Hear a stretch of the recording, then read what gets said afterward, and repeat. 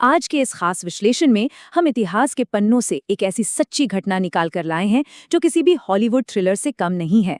हम बात कर रहे हैं भारत के दिग्गज खुफिया अधिकारी अजीत डोभाल की, जो उस वक्त पाकिस्तान के बिल्कुल बीचों बीच जिंदगी और मौत के एक बेहद बारीक धागे पर चल रहे थे। अब सोचिए, आप हजारों की भीड़ के बीच खड़े हैं, अपनी पहचान पूरी तरह से छिपाए हुए, और तभी अचानक एक अनजान शख्स आपके पास आता है और सीधा सवाल दागता है, क्या तुम हिंदू हो? एक पल के लिए जैसे सांस ही रुक जाए। दुश्मन की सरजमी पर बिना किसी वार्निंग के ये एक ऐसा सवाल था जो सीधे मौत को दावत दे सकता था। चलिए इस घटना की गहराई में उतरते हैं। भाग एक जानलेवा सवाल। तो सीन कुछ ऐसा है कि लाहौर की वो मज़ार ज़ायरीनों से खचाखच भरी हुई है। हजारों लोग आ जा रहे हैं इसी भीड़ में। मज़ार के कोने में बैठे एक बुजुर्ग की नज़र डोभाल पर पड़ती है। लंबी सफ़ेद दाढ़ी, चेहरे पर तजुर्बे की गहरी झुर्रियां और आंखों में एक ऐसी चमक जो मानो आपके अंदर तक झांक ले। उस बुजुर्ग ने उन्हें अपने पास बुलाया और बिना किसी लाग लपेट के सीधे उनकी असली पहचान पर वार कर दिया। जरा सोचिए उस वक्त डोभाल के दिमाग में क्या चल रहा होगा। बाहर हर तरफ आईएसआई के एजेंटों का जाल और अंदर ये खचाखच भरी मज़ार। भागने की कोई गुंजाइश ही नहीं थी। एक पल की झिझक, सिर्फ एक गलती और खेल वहीं खत्म। भाग 2, एक अचूक भेस। आखिर एक स्पाई को खुद को किस हद तक बदलना पड़ता है? देखिए, दुश्मन के इलाके में जिंदा रहने के लिए ना सिर्फ कपड़े बदलना काफी नहीं होता, आपको अपनी पूरी रूह बदलनी पड़ती है। डोभाल ने महीनों तक लाहौर में एक आम पाकिस्तानी की तरह जिंदगी बिताई थी। वहां की भाषा, वहां का ठेठ लहजा, रीति रिवाज, सब कुछ ऐसे अपना लिया था कि कोई शक ही न कर पाए। जासूसी के इस डार्क दुनिया में भीड़ में पूरी तरह खो जाना ही एक स्पाई का सबसे बड़ा आर्मर होता है। उनका उठना बैठना, बातचीत, सब कुछ इतना परफेक्ट था कि वो 100% एक लोकल नागरिक लग रहे थे। लेकिन, और ये बहुत ही क्रूशल पॉइंट है, इतनी परफेक्ट ट्रेनिंग और महीनों की कड़ी मेहनत के बावजूद आपके अतीत का सिर्फ एक छोटा सा निशान आपकी पूरी कहानी खत्म कर सकता है। आप अपना नाम बदल सकते हैं, लहजा बदल सकते हैं, लेकिन अपने शरीर पर दर्ज इतिहास को मिटाना वो लगभग नामुमकिन होता है। भाग 3, एक घातक सांस्कृतिक चोक, जब अतीत आपके सामने आकर खड़ा हो जाए। जब उस बुजुर्ग ने डोभाल से पूछा कि क्या तुम हिंदू हो, तो डोभाल ने पूरे कॉन्फिडेंस के साथ इनकार किया, लेकिन उस बुजुर्ग ने इसे सिरे से खारिज कर दिया और उन्हें अपने पीछे आने का इशारा किया। अब सवाल ये है कि उस आदमी ने ऐसा क्या देख लिया था जो बाकी किसी को नजर नहीं आया? वजह थी कर्णवेद। जी हाँ, डोभाल के पैतृक गांव में लड़कों के कान छेदने की एक आम सी धार्मिक रस्म होती थी। कान में मौजूद वो एक बहुत ही छोटा सा छेद जो शायद किसी को आम दिनों में दिखे भी ना, उस पारखी नजरों से बच नहीं सका। बचपन की वो मासूम सी रस्म आज उस मजार में उनके लिए मौत का फरमान बन सकती थी। भाग 4, बंद कमरे का रहस्य। अब वो बुजुर्ग उन्हें लेकर आगे बढ़ता है। डोभाल के पास उस बुजुर्ग के पीछे चलने के अलावा कोई ऑप्शन नहीं था। वो शख्स उन्हें लाहौर की संकरी और भूल भुलैया जैसी गलियों से निकालता हुआ एक छोटे से बिल्कुल अंधेरे कमरे में ले गया, और अंदर जाते ही उसने झट से दरवाज़ा बंद किया और कुंडी चढ़ा दी।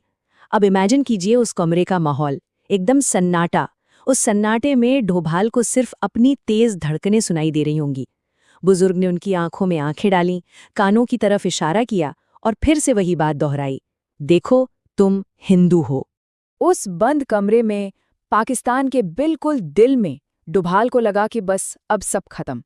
बाहर दुश्मन की फौज और अंदर ये शख्स जिसने उनका सबसे बड़ा राज खोल दिया है। जब आप ऐसे हालात में फंसते हैं तो जासूसी की सारी किताबें और तरकीबें धरी की धरी रह जाती हैं। खैर, हालात को संभालने की एक आखिरी कोशिश में डोभाल ने एक कहानी गढ़ी। उन्होंने कहा, नहीं, मैंने बाद में इस्लाम कबूल कर लिया था। लेकिन वो बुजुर्ग, वो बहुत अनुभवी था। उसने तुरंत इस झूठ को पकड़ लिया और साफ कह दिया, तुम बाद में भी कन्वर्ट नहीं हुए हो। क्योंकि जो लोग बाद में कन्वर्ट होते हैं ना, उनके कानों के छेद आमतौर पर भर जाते हैं। उसने डोभाल को एक सीधी सी सलाह दी, जाओ और कानों की प्लास्टिक सर्जरी करवा लो, क्योंकि पाकिस्तान में इस तरह घूमना तुम्हारे लिए जानलेवा हो सकता है। और अब आते हैं भाग 5 पर, छिपे हुए भगवान। यहाँ से ये कहानी एक ऐसा मोड़ लेती है जो आपने सोचा भी नहीं होगा। अब तक ये पूरी घटना एक क्लासिक स्पाई थ्रिलर लग रही थी, राइट? लेकिन तभी उस बुजुर्ग ने अपनी दबी हुई आवाज में कुछ ऐसा कहा जिसने डोभाल को अंदर तक झकझोर दिया, उसने कहा, पता है मैंने ऐसा क्यों कहा? क्योंकि मैं भी हिंदू हूँ। ये खुलासा बिल्कुल सन कर देने वाला था और ये हमें बहुत गहराई से दिखाता है कि इंसान को अपनी पहचान के दो बिल्कुल अलग-अलग हिस्सों के साथ कैसे जीना पड़ सकता है। बुजुर्ग ने बताया कि बंटवारे के दंगों में उसका पूरा परिवार मार दिया गया था। जान बचाने के लिए वो भेष बदलकर लाहौर के इस इलाके में रहने लगा। बाहर की दुनिया के लिए वो एक बहुत ही सम्मानित उलेमा था, मस्जिद में उपदेश देता था, एकदम कट्टर मजहबी इंसान दिखता था। लेकिन असलियत में वो एक छिपा हुआ हिंदू था, जिसके सीने में अपने परिवार को खोने का दर्द था और जो आज भी बंद कमरों के सन्नाटे में अपनी असली पहचान, अपनी आस्था को जिंदा रखे हुए था। जरा देखिए इन दोनों लोगों के बीच की इस अजीब और दर्दनाक समानता को। सरहद के दोनों तरफ के दो तथाकथित दुश्मन एक छोटे से कमरे में एक ही सच्चाई के साथ खड़े थे। दोनों अपनी असली पहचान छिपाए हुए डोभाल एक मिशन पर थे। उनके पीछे पूरी की पूरी एक राष्ट्रीय खुफिया एजेंसी का सपोर्ट था। उनका भेष एक टैक्टिकल चॉइस थी। लेकिन वो बुजुर्ग, वो अपने ही घर में एक परमानेंट निर्वासन यानी वनवास झेल रहा था। उसका भेष कोई मिशन नहीं था, वो बस जिंदा रहने की एक हताश और बिल्कुल अकेली लड़ाई थी। भाग 6, जासूसी की कीमत। अंडरकवर दुनिया के कुछ बहुत ही कड़वे सच। अपनी बात साबित करने के लिए उस बुजुर्ग ने कमरे की एक अंधेरी सी अलमारी खोली और वहां अंदर शिवजी और माँ दुर्गा की मूर्तियां रखी हुई थीं।